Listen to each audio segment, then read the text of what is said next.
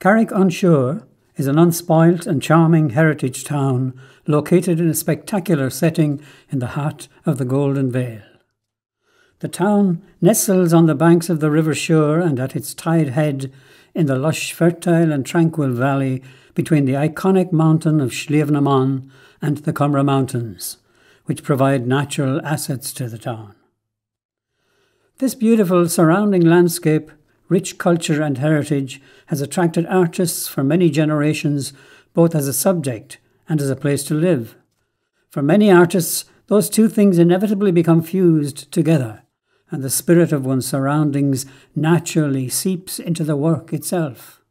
Carrick-on-Suir boasts 3 noteworthy cultural venues, 2 award-winning performing arts groups, and a vibrant commercial arts collective, all situated in and adjacent to the Ormond Castle Quarter, the historic and cultural heart of the town.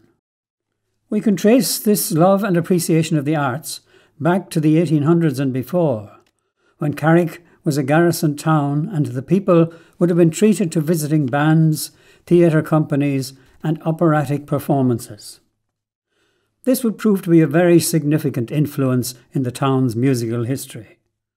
The influence continued to grow, embrace and nourish all aspects of the arts. It undoubtedly planted seeds for future generations, and in turn Carrick-on-Suir went on to set up its own bands, musical and theatre groups, and so on. The tradition of banding in Carrick goes back to the 1800s. This took root and became associated with certain families in the town that passed on the tradition from father to son and so on. And I was also interested always in choral work, so there is a local choir, the Suir Valley Choir. Lately they were featured on RTE on the Sunday morning Mass. If in the dusk of the twilight, dim the region.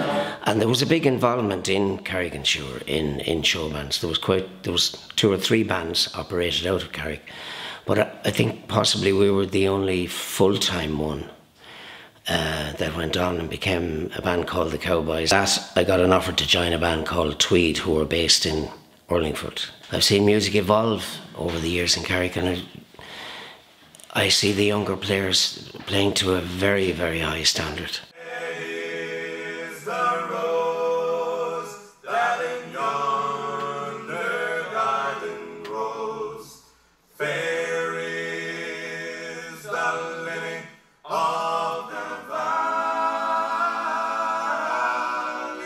Yeah, Carrick it's like a mini Nashville, as far as I'm concerned. There's just no end to it. The world-famous influential Irish folk music group, the CLANCY brothers, who hailed from Carrick-on-Suir together with Tommy MAKEM, were the first Irish singers to achieve international fame during the folk revival of the 1960s. So fare thee well, my own true love. This is the town of Carrick-on-Suir in Tipperary that we bid our farewells to so many years ago. This is where we were all born. This is where we got our Bonine sweaters now.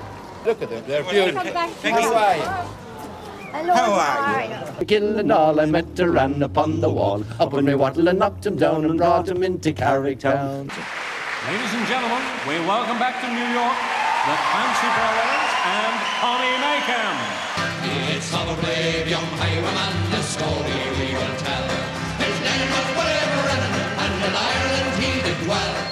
Back in the 1940s, a group of local talented musicians and the curate at the time, Father James Harty, were encouraged by the popularity of and the enjoyment of the community across all sectors got from local musical entertainment, and were spurred on to form the Amateur Operatic Society and Orchestra in 1943. In doing so, they issued an invitation to everybody in the community to become part of this musical experience.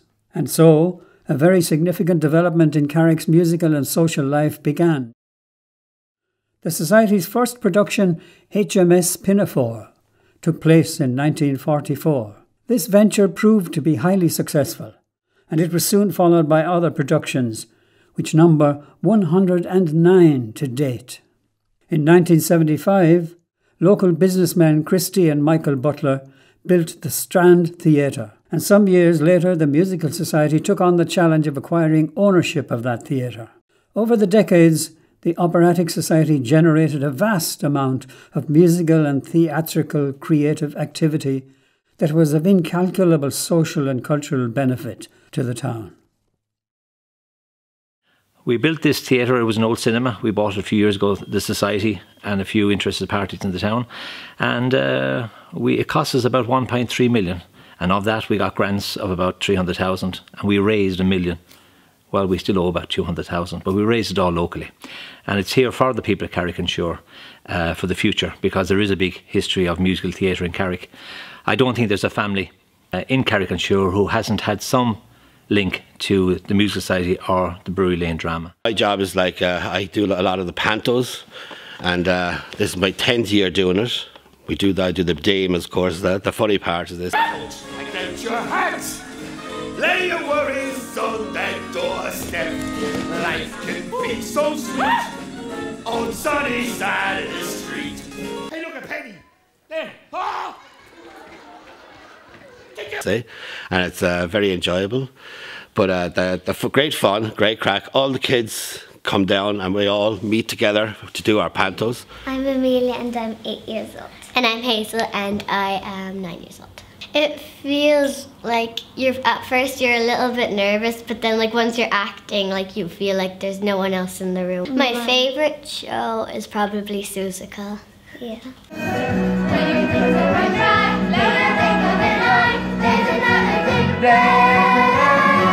And we were basically the two main characters, and since we're cousins it was kind of easier to put it together because we could practice together.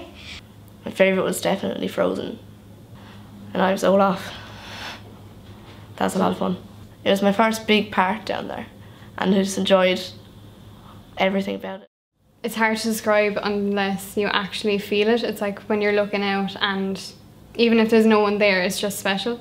My favourite stage show would probably be the one we just did, Legally Blonde, and it was amazing to be a part of. Oh my God, you guys, looks like Elle's gonna win the prize. If there ever... I think for the last 2 years I've been in almost every production. We're all like a second family, so I've gotten to know more people and become more comfortable with being on stage and learned so much from even just watching people. We have a huge team of people here help every year to put on our shows. We have been very fortunate to be successful over the years and have won plenty of awards. And a lot of our awards are for the whole group, but some of them are for individual. But the people who really keep the thing going for us are the people who never win our awards, and they're our backstage people.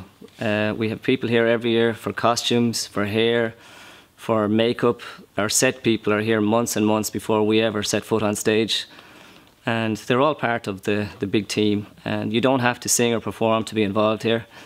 You just come down, there's a job for everybody. And we always find that once people come, even on stage or off stage, the bug can still bite you.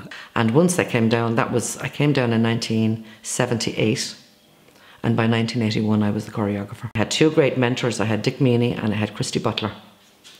And they were absolutely wonderful in giving me an opportunity to fulfill the dream, which was to dance and to be in musicals. And now my dream is to bring the next generation on. Now have our own academy in Carrick-on-Suir. We take them from 4 years old up to 14. And when they graduate from the academy, they then go on into big show, as we call it. So we now have three things going at the moment. We have Panto, we have Academy. Academy is involved with Panto, and then it goes on to its own production, and then we have our own large production every March. It's stung a little, but not for long.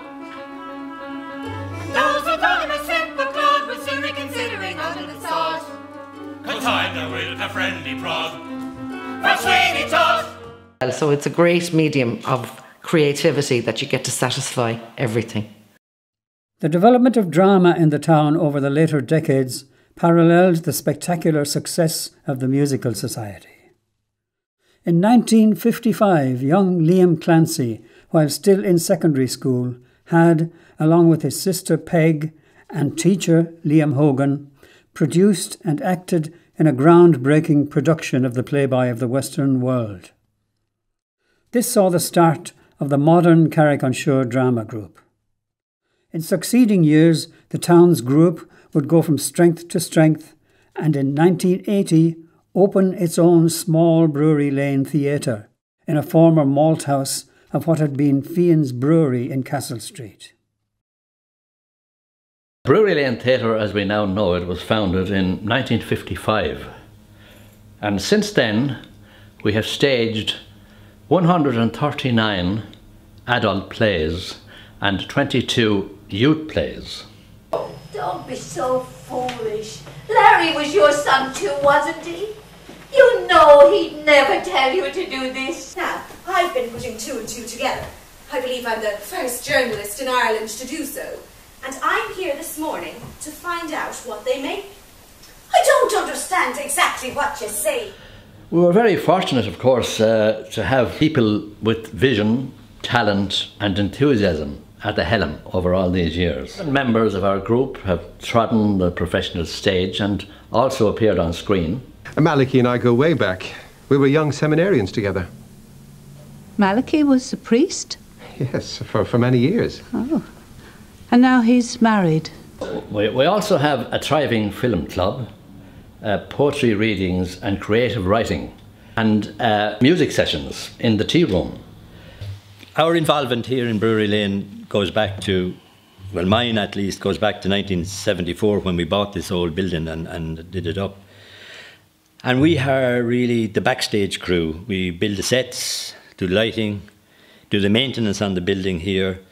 And Mark has joined us here in the last 2 years and he loves it, as 2 or 3 other guys who spend their mornings here working, building scenery.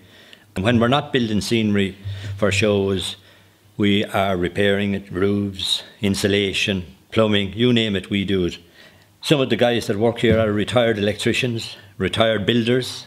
We all love to be involved. I wasn't involved in any theatre or anything like that now, so I'm starting to get a bit interested in it, doing this when you're not working or anything. It's an interest. I came from a family that would have been heavily involved in music and theatre really, so as a young age I would have always been exposed to it. And I would have come to a lot of the plays. My mother would have been often on stage, so I would have come down to see her. And I remember doing a little youth drama workshop with Tom Nealon. That was probably my first involvement of being on stage myself and put on a little show, and then I would have left the town to go off to college. Then when I came back, just kind of took a notion and came down and got involved, got a small part first in one of the plays, and then kind of gradually got a few more parts and ended up then maybe directing a couple of plays really. So it's, you know, it's the brewery's a great place for the town's great kind of family community atmosphere as well. When you're involved in a play, it's like been a little kind of mini family situation for 5 or 6 weeks or however long it takes to rehearse it, and then you go your separate ways and then come back and do it all again. I've been involved in the brewery for 30 years plus, acting and directing. And we're very conscious that we're a community theatre and we're always trying to increase the numbers of people, especially people living in the area. And for this reason we run an adult drama workshop. I myself organise play readings, another way that the community and people in the area can get involved if they never want to go on stage. If they like literature and if they like plays, have a cup of tea after that, and that's something that works very well for us. 2008, I think I started workshops here, right here in Brewery Lane. And these led on then to the open mic once a month, we call it Poetry Plus. Out of that then grew the Brewery Lane Writers Weekend, which is an annual 3-day writing weekend here where we bring 2 professional writers. And that's brought a lot of visitors into the town. People come who might never have come to Carrick before. And it provides something that's normally only available in centres of large population. So I try to make writing as an art form as inclusive as possible, as available to as many people as possible. Living here in Carrick-on-Suir since 1940, In a small way, I suppose, I was in the one musical, and I'm not a singer, you see, and I don't know why they picked me. I was just a stand-in, really, and that was at below in the Castle Cinema. Oh, it's I look forward to it. It's an outlet. You know, you're looking forward. You say, now the next show will be on such a time. And I mean, even if I go down to the Brewery Lane, I go there every show. And John Denby said you can bring your bed the next time. A more recent development and addition to the local arts scene has been the opening of the Tudor Artisan Hub, which is a commercial venue that engages with new, emerging talent as well as established artists regardless of age or ability. It exhibits the works and showcases the talent of more than 50 artists across all genres, from Carrick-on-Suir, the Suir Valley region and beyond, and has been described as an Aladdin's cave of creative treasures. Housed in a former technical institute built circa 1910, located steps from the Tudor Manor House and nestled between two award-winning theatres.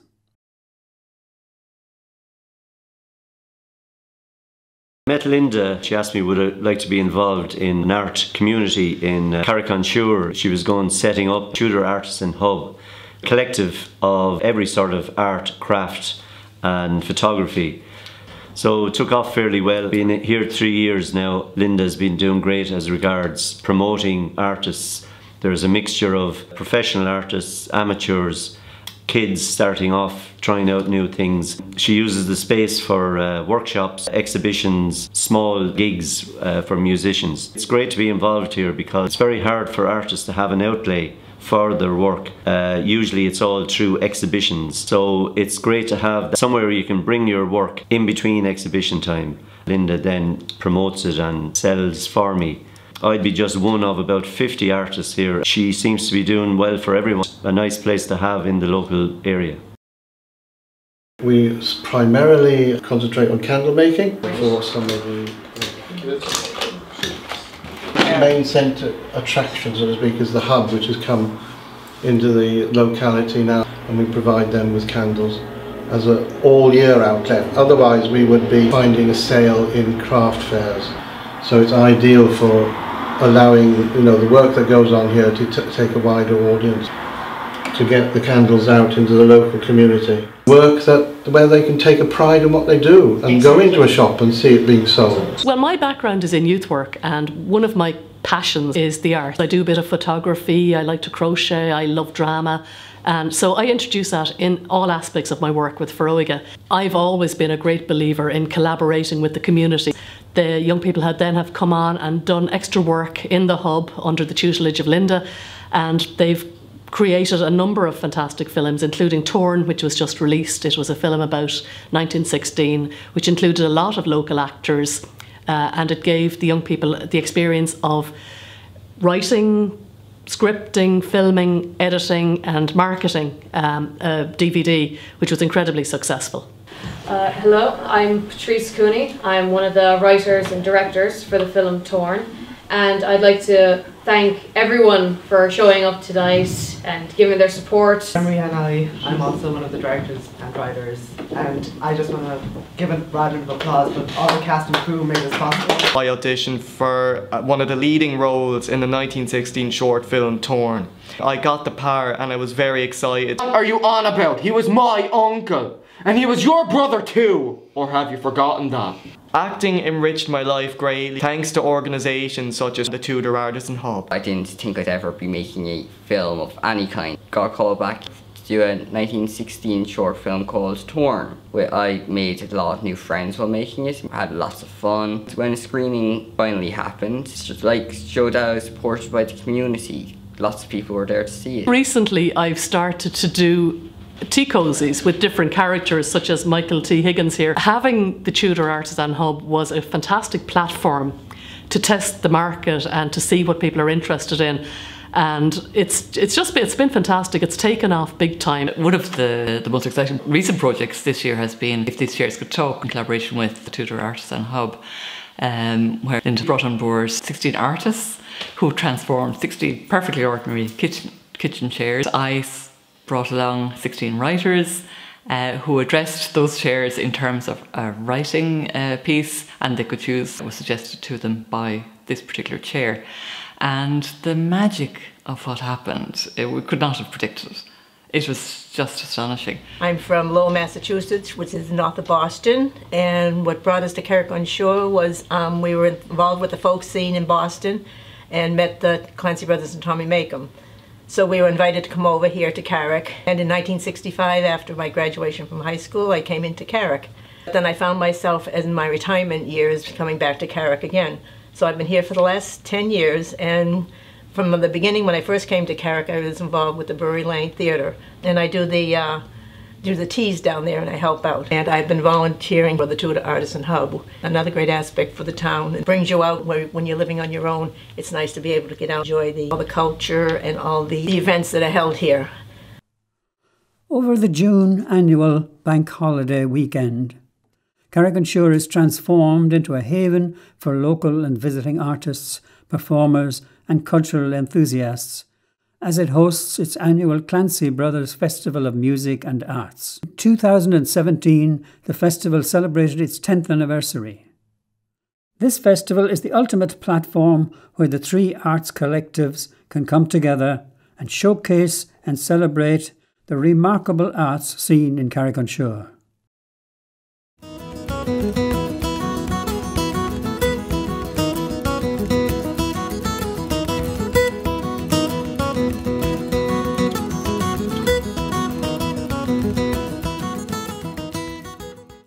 Strong connections exist between the groups. Today there is an overlap in shared membership and talent. Perhaps there is nowhere in Ireland where one would find such excellence in the arts scene, let alone in a small market town like Carrick-on-Suir.